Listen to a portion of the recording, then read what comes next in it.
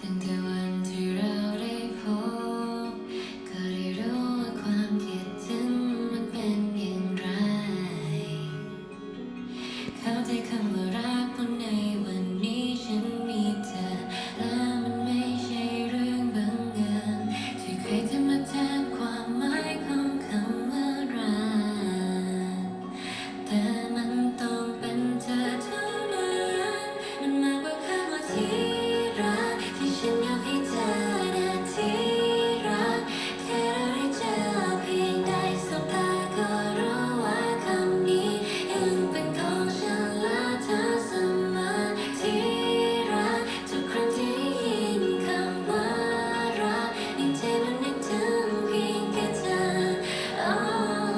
อยากให้รู้ไว้ว่าอ้อมกอดนี้เป็นของเธอนะที่รั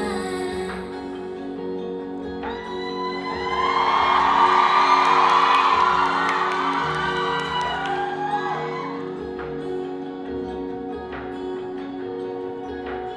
เมื่อไรที่มองบนฟ้ารู้ไหมฉันไม่เคยกลัว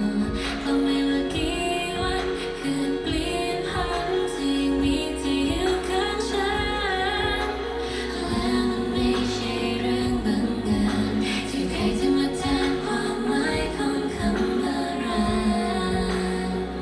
แต่มันต้องเป็นเธอเท่านั้